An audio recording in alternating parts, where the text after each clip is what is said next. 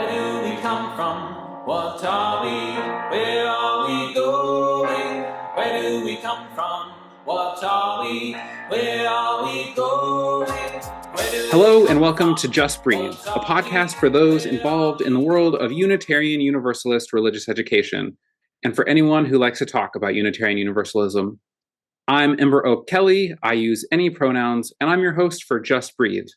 I'm a white, gender-expansive person wearing a blue button-up shirt and a grayish sweater, and behind me I actually have a special background that is in celebration of our Journeys of Deeper Joy curriculum, which features the map of the community building of Deeper Joy, as well as over my shoulder 2 dice and a notebook. This season, we are guided by the framework of the community building map of Deeper Joy and of whole church religious education. If you want to learn a little bit more about those topics, check out our first episode for links in the description to dive deeper into those topics. And I'm so excited in this episode to be joined by Reverend Tandi Rogers and Reverend Darrick Jackson today. We're going to explore how we can foster communities where people feel safe to open up. So, our wonderful guests, if you could tell us who you are, pronouns, a visual description, and your relationship with Unitarian Universalism. Tandi, could we open with you? Sure. Hi, I'm Tandi Rogers, pronouns she, her.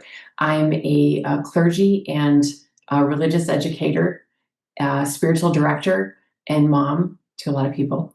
And what I look like is a white older lady in her late 50s with short gray hair and quite pink skin. My nose gets red when I'm emotional. And I'm wearing round, clear glasses, and I have these really cool chalice earrings, and there's a chalice lit behind me. Darrick, could you tell us a little about yourself?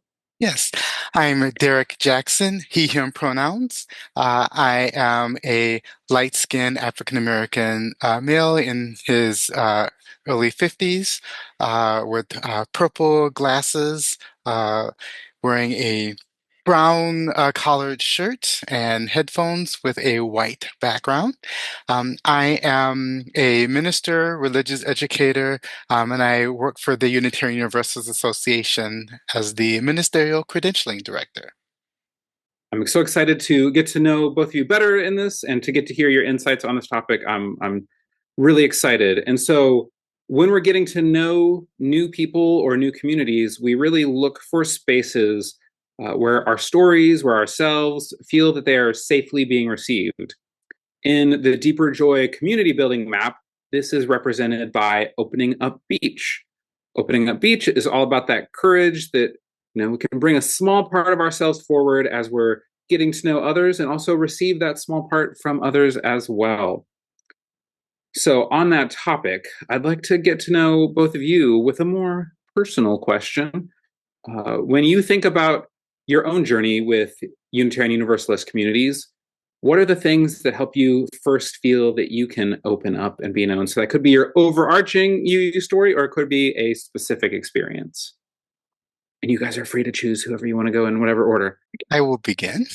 And I think for me, I guess I'll actually start with kind of like how I got connected with Unitarian Universalism.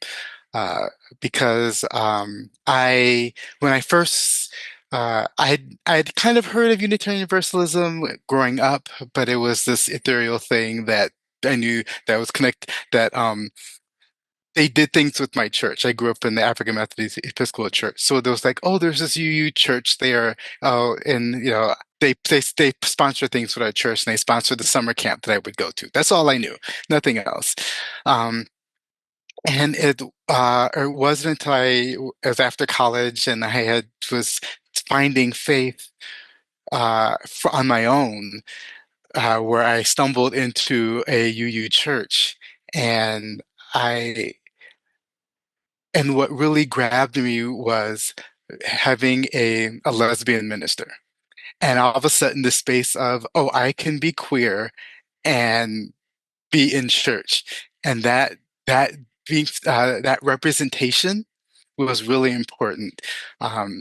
Also the spaces I looked around the congregation, and I wasn't the only person of color there, that also gave me a space to see I can bring my the Black part of myself, I can bring the gay part of myself, and be in church and whole, and that uh, just shifted things for me.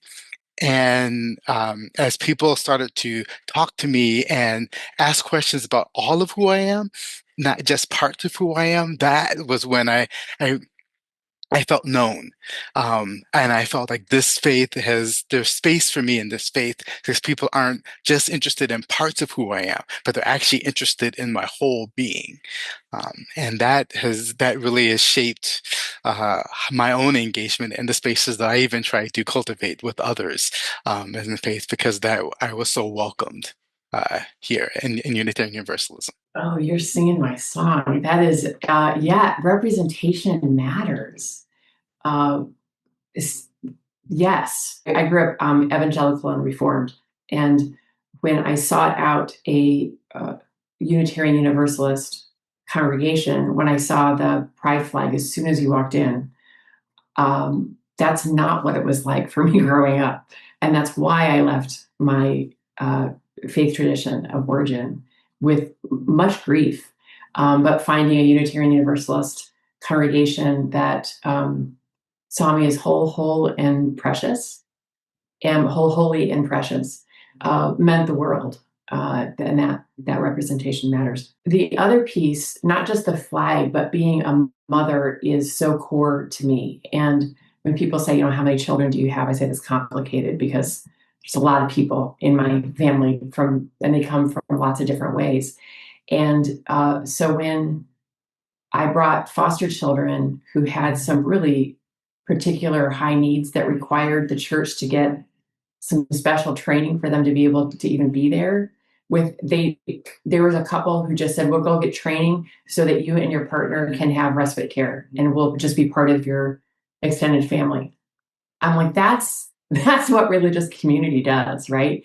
The DRE at the time, Director of Religious Education, went and made sure that the teachers that would be supporting my children would know exactly how to support themselves and the families, and they didn't make us feel like a burden.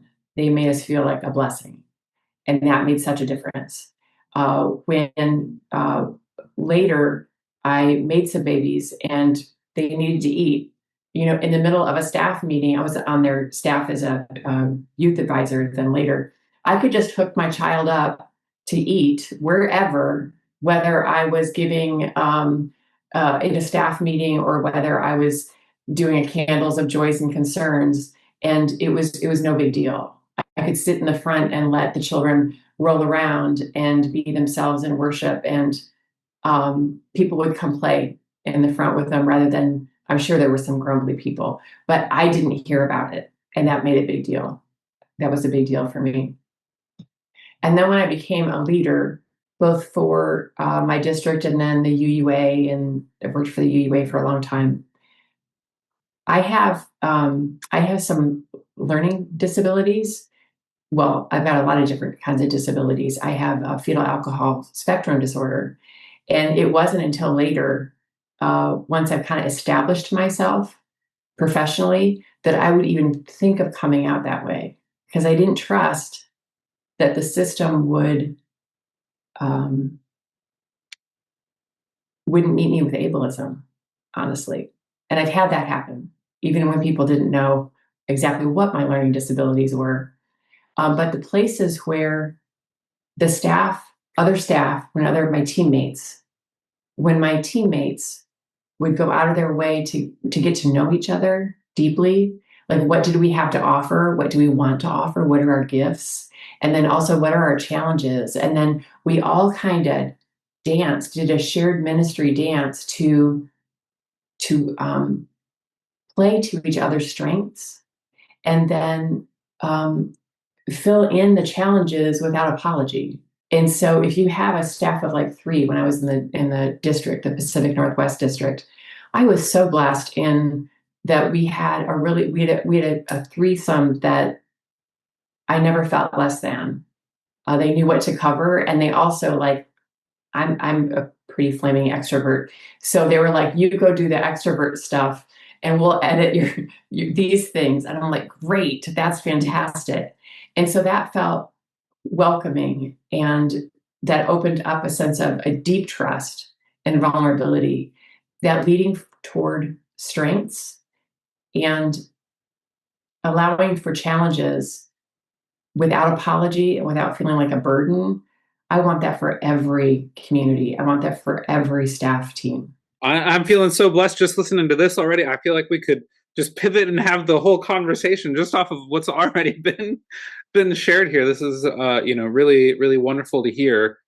Though in my mind, yeah, I can admit that I am often known for my humor, and my immediate thought was, we even accept extroverts. Um, Everyone loves to complain about the extroverts, but here in the Unitarian Universalist Association, we can even support extroverts in this system. But no, I love this, and like that representation also just really speaks in that I as a trans religious educator, that's always something I've held dear, that like my ability to be in that role is hopefully making it easier for future kids exploring gender in whatever way they need to. These are beautiful sharings already. I'm going to switch gears up a little bit though. So in the imaginative spirit of our recently released Journeys of Deeper Joy role playing game, I'd like to give us a little role playing moment for a deeper dive into this topic of opening up. So we're walking along Opening Up Beach, and we're just looking around in the sand, and we each find something in the sand. And this object represents what we're bringing with us into these conversations about openness, trust, belonging, vulnerability. What do you find, and what does it represent? I bring this crown that I got for my birthday one year, but then I wear it around the house every so often. And it's not that I'm the only queen, but I want everybody to be able to rock their own crown, whatever that looks like, and to celebrate the way God made them, and for us to acknowledge each other's crowns. I was at an event once, just recently, where I got to spend some intimate time with individuals at this event, and I brought the crown, and I would put the crown on them, and I would ask them, "What are you the queen of?" It didn't matter what their gender was. I'd always ask them, "What are you the queen of?" And it took so many people by surprise because we don't normally ask people that. But I was so touched by the answers, and they would just pause and kind of lap up that whole playful notion of, "Oh wait, I could be queen. I got a crown on my head," and to be able to celebrate, like I wanted to celebrate. Yeah, that would bring my crown. I love that you brought. Didn't think about that. But I would say that I would find a magic wand. Um, and because so part of the what I do is I've been doing is teaching improv skills to religious professionals about how we in using that as ways of how we engage with one another and deepening. And there's a magic to improv, the magic of being completely present to the moment and seeing what happens. And in order to do that, we have to go deep. We have to have that relationship, and we have to trust. And that is what I really try to foster with people and with groups. Even if I'm not being explicitly doing using improv, I'm in every group I'm part of, I'm hoping that we build a relationship so that we can make magic together and see what comes up. And that's what excites me about working with people, is what magic we create when we can just trust and build off of one another. This is so great. I never thought of spiritual direction as being improv, but it is. It's a kind of spiritual improv, wherein the kind of improv that you're teaching people, it cultivates creativity, and the spiritual direction cultivates a relationship with the divine, with creator. That's just, thank you, Darrick. That's fantastic. Yes, I definitely think improv and spiritual direction are intertwined. And Fantastic. and my demon project I'm working on is developing a liberation theology of improv. So I'm very much intertwined of recognizing that it's not just a practice, but it's theologically grounded in how we can be in the world and engage the world, and that the holy is holding us in and from is improvising with us all the time.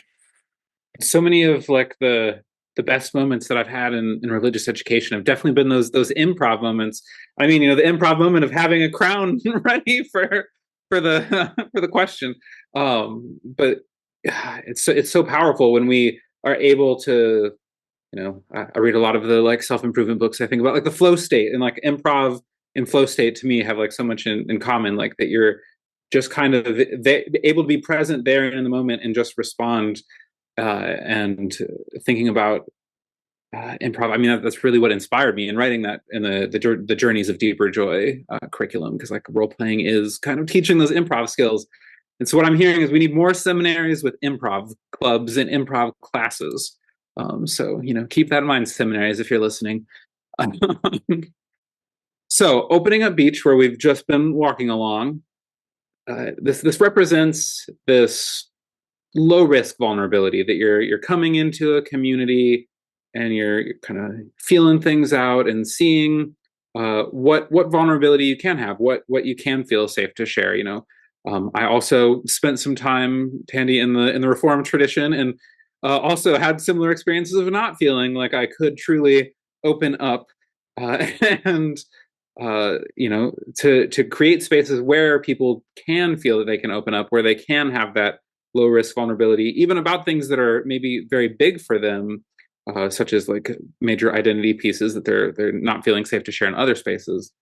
But having that low risk vulnerability is really important for like building broader community trust. Like, why is this stage so important in your minds? Well, it takes time, right? It's earned.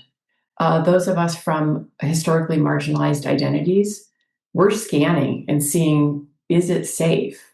What's the power dynamic?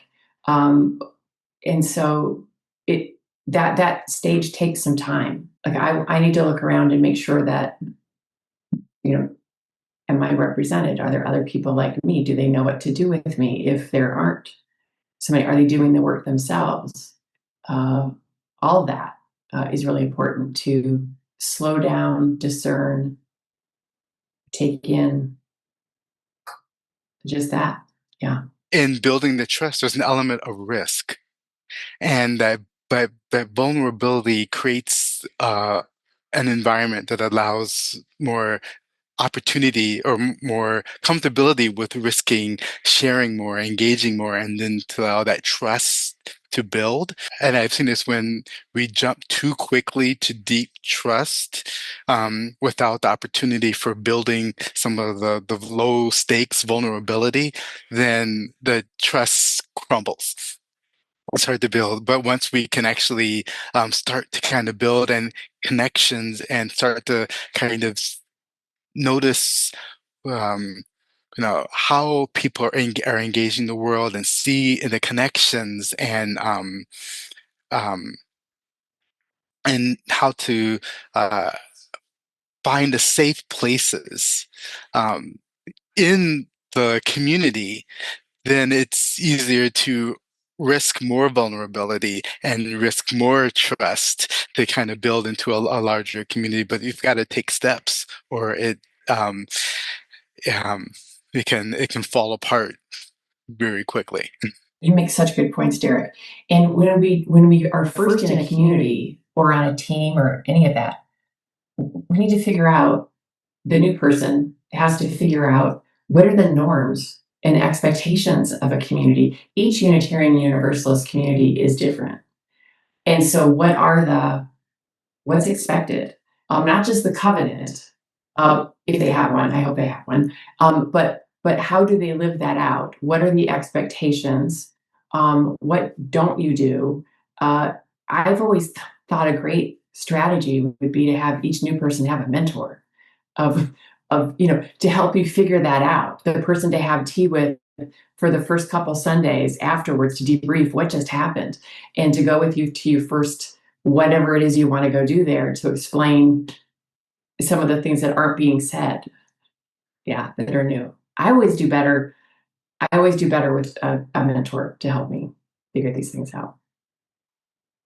Yeah, when you're talking about mentors, one of my recent reflections and doing this work of ministry in its various forms, I've been thinking a lot about what has brought me to this point in my life in ministry, and so often it's those mentors that you've established that trust with, and that you have had that space to at the beginning we have some low risk vulnerability, but like where you've truly established this relationship, and that is what has kept me kept me going. Like, okay, like I've got these mentors that mentorship is such an important part of our communities, and yeah, I've often also thought about how can we build that formally into like a membership process, which is easier said than done sometimes, but definitely worth thinking about.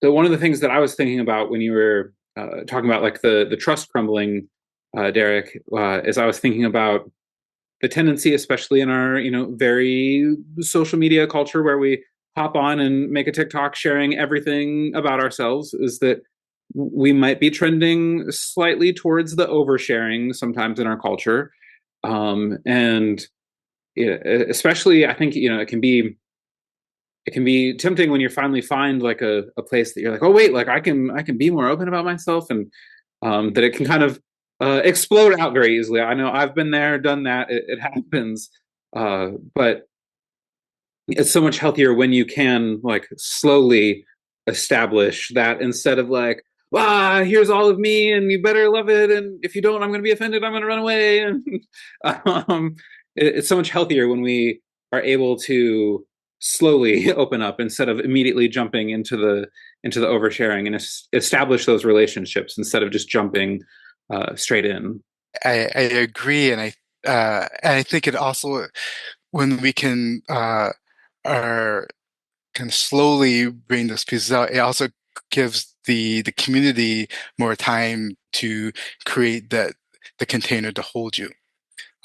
If we're pulling when we like let everything out all at once, it's sometimes it's just more than the community can handle. It's not that the community is not interested or invested, but it's like, oh, this is so much, and we want to hold all this, and we can't at this moment because it's just so much.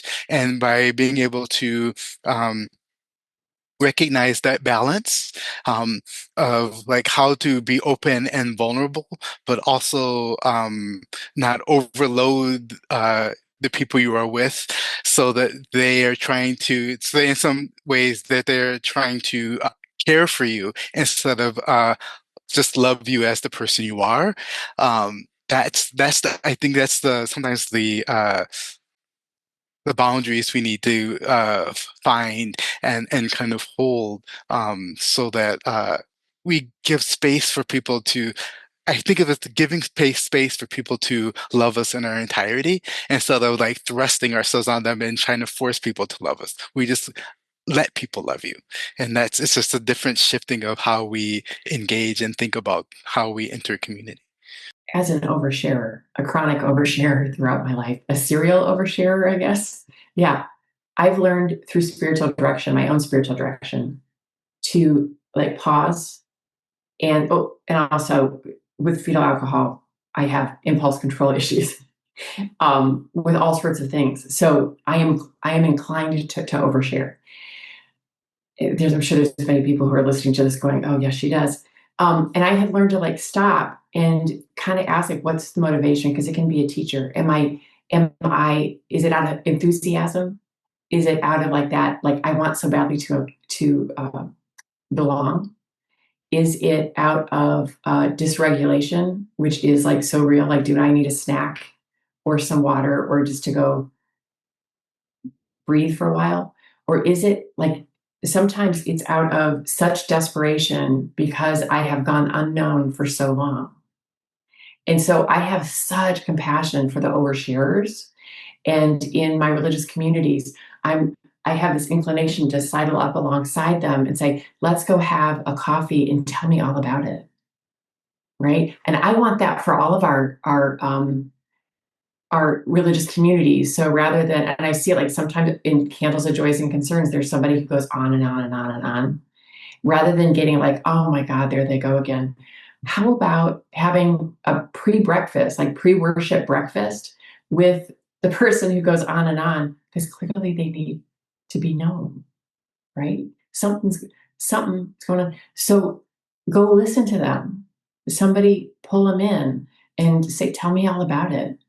Yeah. When I completed my clinical pastoral education, CPE, for those who know it by the acronym, the guide, the lead, I can't remember the official title, the facilitator, the person who led everything. In my write-up about me, he said, Ember is looking for home. And so I am definitely also in the chronic oversharer camp, having come from the more repressed evangelical world, that it was like, wait, I can talk and I can. So Tandi, that really that resonates.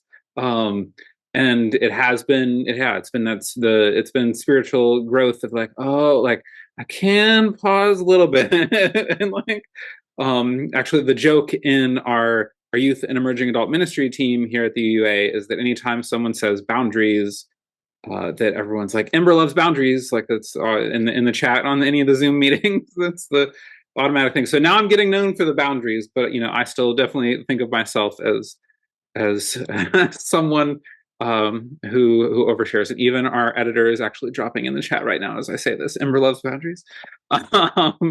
And I think one of the things you were talking about with mentorship, we were talking about there with having this, being able to walk alongside someone who clearly needs that space of having someone to talk to. What can the facilitators, the leaders in our communities, what can we do to create these containers, the safe boundaries, the spaces, the agreements that make openness feel safe for people? How do we fix all of the problems?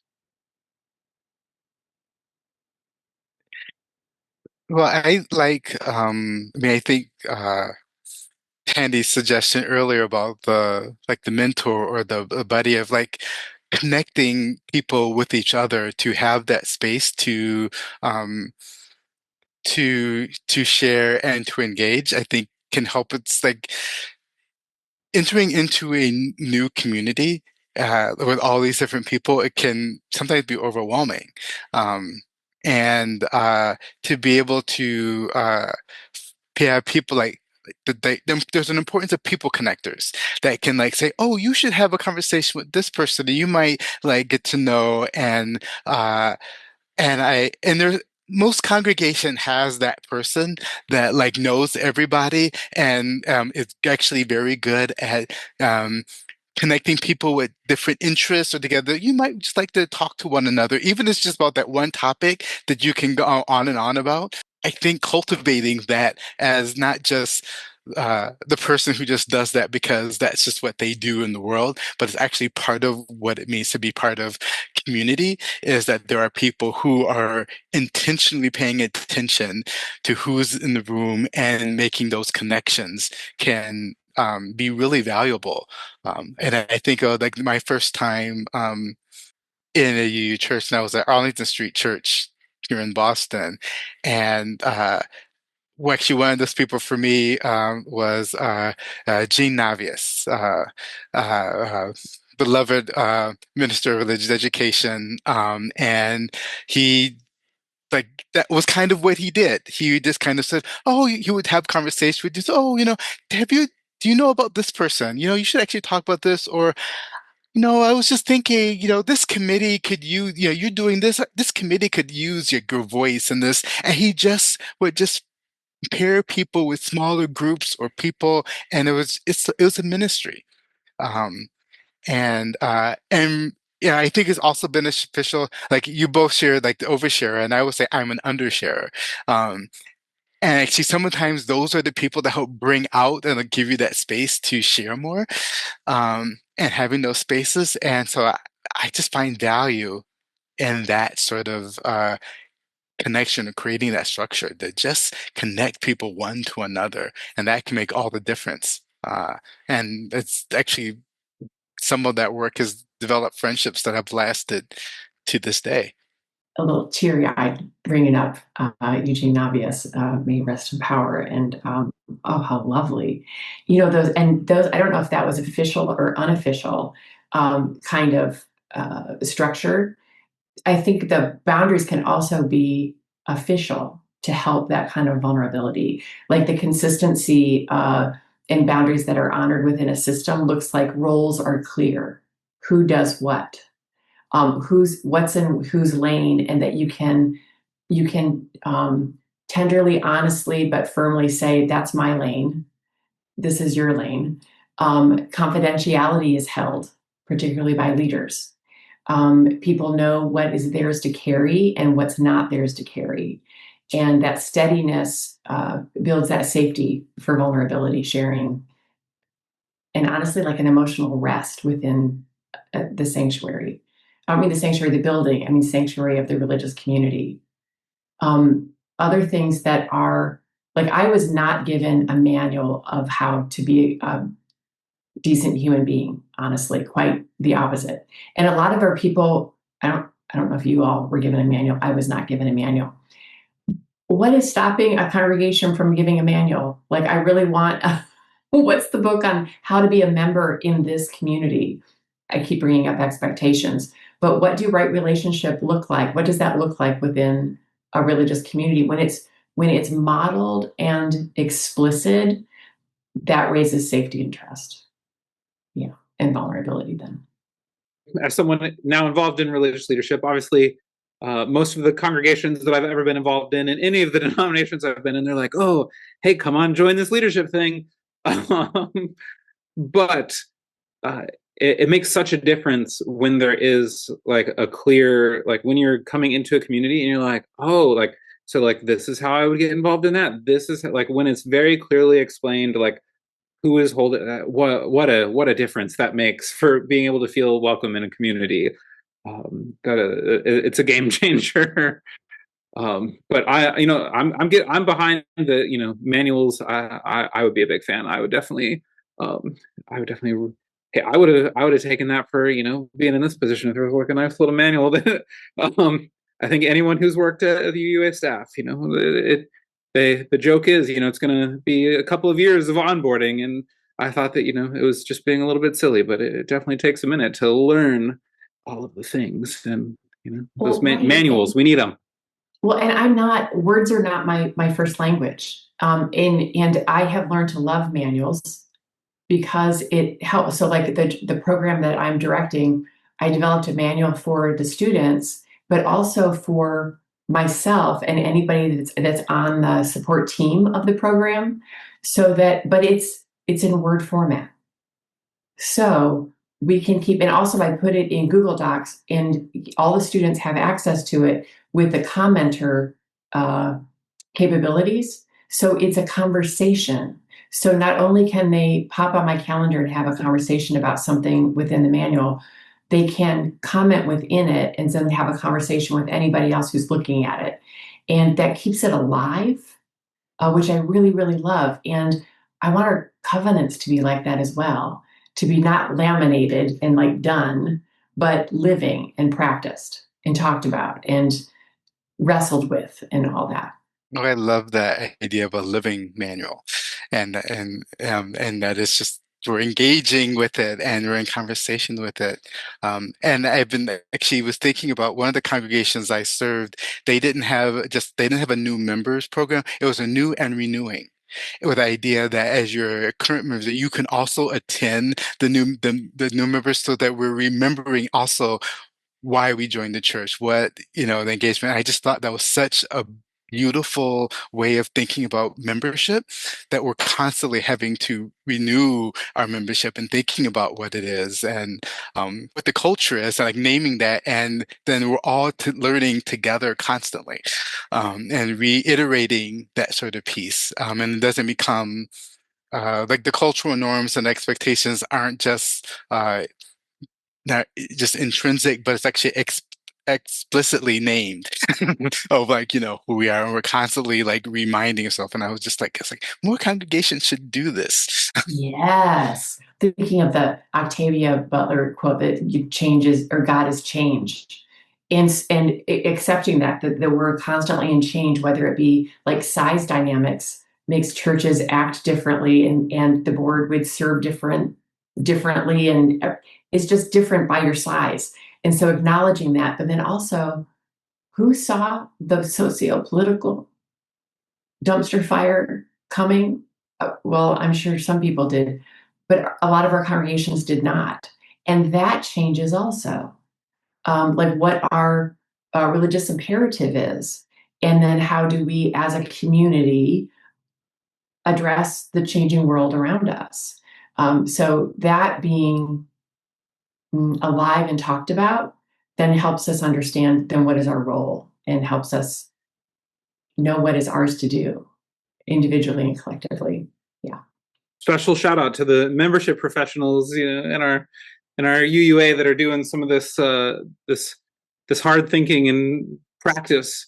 I love that about the renewing membership, like the idea that like congregations could have like a UUA 101, like, hey, you need like a refresher, like to remember why you're here, what we're about. I love that. I love that. And a lot of our membership programs are in fact religious education. So I'm going to bring up our favorite, one of our favorite terms here on the podcast, which is whole church religious education. And with whole church religious education, this idea that everyone, all of the stories in our congregations, like these are all opportunities for learning, for faith formation. Doing that, however, means that we have to like actually learn. We don't always want to do that, and also like be open to difference. And I think I've said it on a previous podcast. We may be universalist, but we don't need to universalize our experience. That's my go-to quote. I'm going to trademark that one. But that we like to think that everything is just kind of like us. But we've already been talking so much about how every congregation can be so different. So how can we help our congregations, our communities celebrate this difference as part of that opening up, instead of fearing that need for growth, that need for learning, that need for celebrating and honoring difference? I want to unpack a little bit the difference between religious education and faith formation, because they're not at odds with each other. It's a both and. That so many of our people don't know what it means to be Unitarian Universalist. So, like in that manual, it's like, this is what Unitarian Universalist means. This is what it means in the context of this congregation. Here are our norms and expectations. Here's how we live it out. And then the formation piece of the so what, of how am I applying it? How am I being a faithful Unitarian Universalist within this context? So being able to teach both of those within a congregation, meaning the whole congregation. Like, I love budgets. I don't understand numbers, but I understand mission.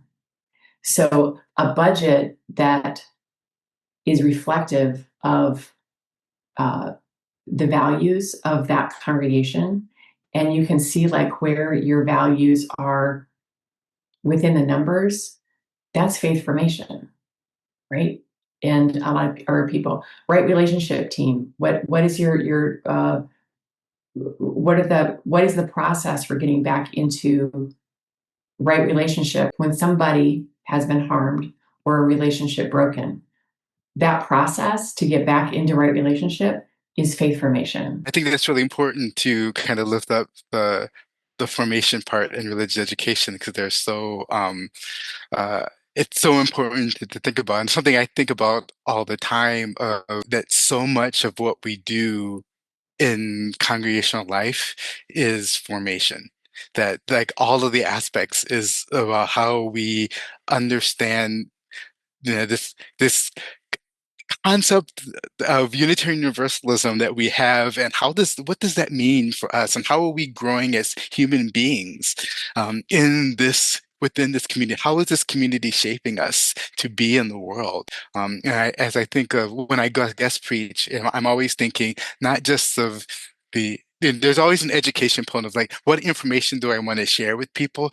But the goal is always, and so what are they going to take away, and how is that going to help them think about how they are going to leave this space and interact with the world? And I don't always expect that's going to affect that. I'm going to say always. I don't expect that they're going to be magically transformed by my words, but I am expecting that they're going to think about some things that's going to help them shift or something, or at least reflect on aspect of their life in some way, shape, or form that may help them think about how am I engaging the world? How is my life as a Unitarian Universalist being centered as I interact with people and with even within the community and in all aspects of congregational life. It's just I feel like church can be this playground of Unitarian Universalism, of like, here in this space we can try out what it means to be you out in the world, where it may be kind of scary to like do this in the world, but here we can kind of build up our confidence to be able to be fully you out in the world. And that's what I love. Yes, it's like a laboratory. In my Yes. own classroom for spiritual direction, I'm constantly telling them, be awkward here. Try all the new things. Be awkward. Try a new way of being. And then when you go out and practice it, it's not as it's more normative. And then you go out into the world and it's a little more practice, but also you have practice at being vulnerable and being yourself and knowing that you belong somewhere, so you can go be awkward and try things and mess up and try again and all those. Yes. Yes. No, we don't have to be perfect. And like thinking about right relationship and thinking about how a community shapes us. Like if we, I've preached on right relationship. There was a leader lab on right relationship. It was like a blog that I used to just like read to myself because it's like, okay, what is right relationship? I remember um, as like a bit of faith formation, spiritual formation for myself. Like when we are practicing right relationship all of the time, when we have our clear boundaries, our clear expectations, our understanding of how our communities can safely allow these containers for the laboratory. Like we can do the laboratory work because we've established like, hey, there's this safety, and like so this right relationship, it shapes us. Even we often think of it like, oh well, someone messed up and like we need to bring them back into right relationship. That's often the time that we talk a little bit more about it. But if you're practicing it all of the time, then it's shaping us all of the time. The community is shaping us all of the time. I love practicing a covenant. So knowing that you're not going to get it right because it's aspirational. So my wife works for a for-profit, but their leadership team has a covenant, and every week they work on covenant maintenance. It sounds horrible. They do it over a meal. I mean, maintenance, that's not very sexy. Maybe I need a different word, or bring sexiness to maintenance. Anyway, this is what they do, and I want every congregation and every primary religious community to do this. They go through their covenant, and then they celebrate, where did they do well this week, and then where did they struggle, both individually, where did they struggle, and they talk about it in small groups, and then where did they as a whole do well, where did they struggle, and what do they need. They don't beat themselves up or go, oh my gosh, we're horrible, or any of that. It's like, oh, that's a clue, that's data. What do we need to do better next time? I want that for everybody, our families, our congregations, our committees, all that. Oh my gosh, please do that. I love that. And one of my visions also is that as we build in practices of right relationship, that we don't only just think about it when something has happened, but we build in these practices. I would love it to be the air we breathe, that we build these in of how we engage. And so that when something happens, the practice is there, we just do it and we engage it and we move on, but we do it for the small things. And there is a lot of fear of failure. And I think if we can move through that fear of failure and not say that failure is like the end, we're at the end, we have ruined everything, but actually say failure can be opportunities for us to learn, and we are naturally do the repair that comes if we cause harm, then failure is not a bad thing.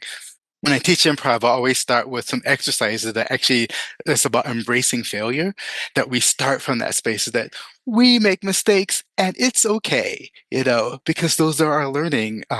One of the phrases is my copyright right phrase is, if we're not willing to risk failure, then we're not willing to risk success.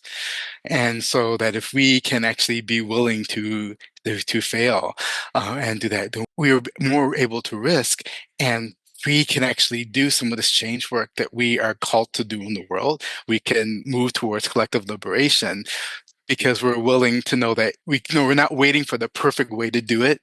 We're actually in the space of like, I'm just going to try this, we're going to do that. If it doesn't work, we learn from it and find a new way to move forward. And as we create, we learn and grow and build stronger bonds together. And that's what I want out of our communities, is to play together, fail together, and then heal together, celebrate together. All of that. That's community to me, and that's what I just think we can be as congregations and faith communities. Is that. That just feels like a blessing right there. Um, in this part of this era of my life, I'm thriving partly because my supervisor fully expects me to be making mistakes because we're trying something brand new. And so every time we make a mistake, we get really excited because we're like, oh, we've got new information. What does that mean? Okay, we can do this, we can do that. And with my students, I don't ever pretend that the program is done or that it's perfect or anything, that we're always collecting information and tweaking things as we go. Um, I made a little chart. I love charts of it's trust of wait a minute, the antidote. What are the antidotes? No, what is, if trust is an antidote, what is it an antidote of? And then what is it making way for? So trust is an antidote for fear, which you just talked about, Darrick, and it makes way for connection. It's an antidote for chronic self-protection and defensiveness, making way for the body to settle without constant vigilance. It's an antidote to isolation, to connection to both God and individuals, and it creates ways to safely listen to the holy and to be guided by the holy. It's an antidote to a legacy of harm, and it interrupts patterns of silencing, doubting, and bracing, that kind of like, you know what I mean? And it's an antidote to control and certitude, which you talked about a little bit more. Our people just love our certitude, and they love this illusion of control, or that they're like the ones in the middle. And so trust interrupts those patterns of silencing, doubting, and I already said that. And fragmentation. It's an antidote to fragmentation, and then makes way for belonging, repair, and transformation. And that was just a brainstorm. That was a brainstorm. So I would be so curious as to what else people have. So with the Deeper Joy community building map, is that it's set up as this map instead of like, typically we think about like communities and stages, like it's a very Western concept, like the civilizations in ascending order, community, you go from this point to this point.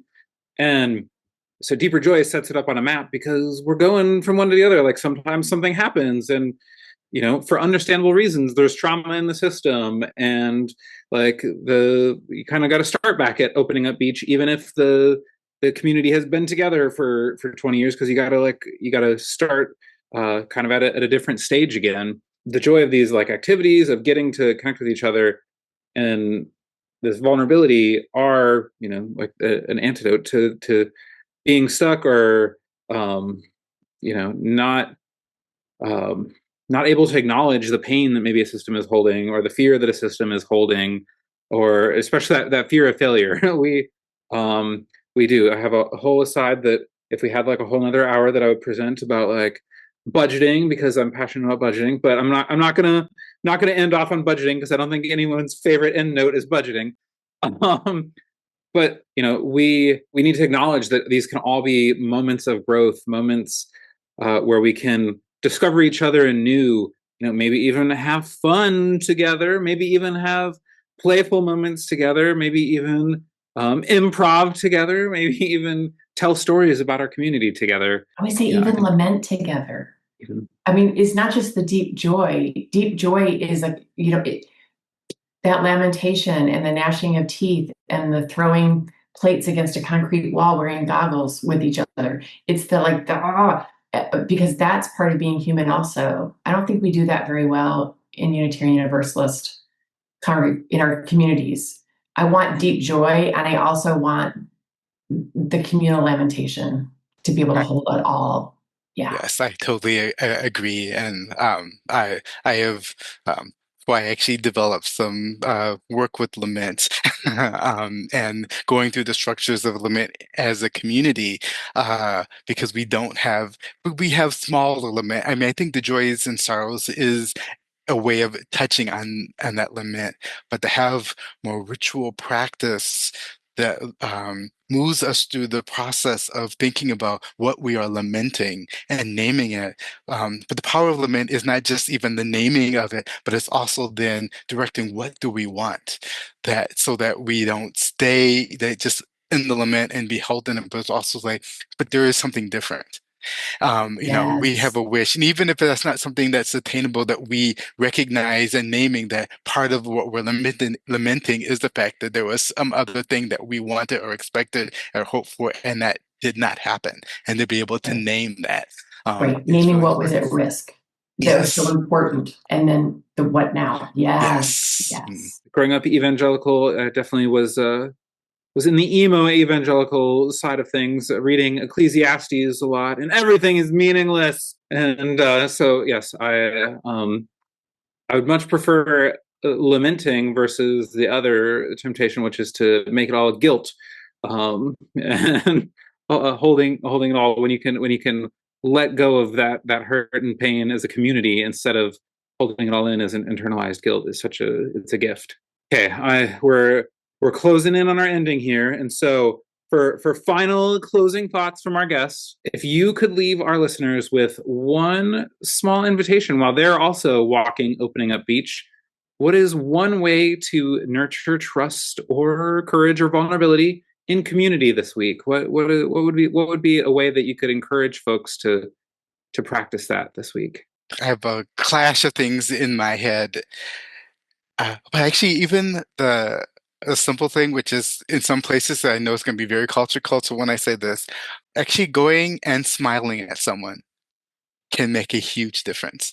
That just that simple act of greeting people with a smile, even people, particularly people you don't know, is opens up a space of a difference. And so that, yeah, I would say just start with smiling, and that could shift a dynamic. I'm assuming that if you are listening to this, you are a leader in some way. The leaders holding the container, if we haven't done our own work, if we haven't tended and known joy within our primary religious community, which for me is my family, defined rather radically. If you haven't tended to your own joy, how can you make space for it in the larger, or tended to your own grief? So I think I'm putting a plug here for each. I think congregations should pay for spiritual direction for all of their leaders so that they can work on their own stuff and then hold the whole. Yeah, that would be my invitation and my request. This session today, this has been a gift, getting to listen and to discuss and learn together. Thank you both. This has been beautiful today. Thank you so much for asking. This is fantastic, and your project is just wonderful. Thank you. Thank you. Yes, thank you so much. It's been a gift. For those who are listening, we are available on all of our podcast streaming platforms, or pretty much most of them. I'm sure you may find an obscure one that we don't know about, and let us know if you do. But we are also available on YouTube, which is why we do practice our visual descriptions. If you have made it to the end of this podcast and Unitarian Universalism is new to you, you can learn more about Unitarian Universalism at www.uua.org. This was our third Just Breathe episode of our 5th season, and we're excited to continue to explore whole church religious education and this community building map of deeper joy together with you this season. Our next episode will be Connecting in Bonding Harbor, and I am excited to be meeting you there. Mystery, mystery, life is real and it's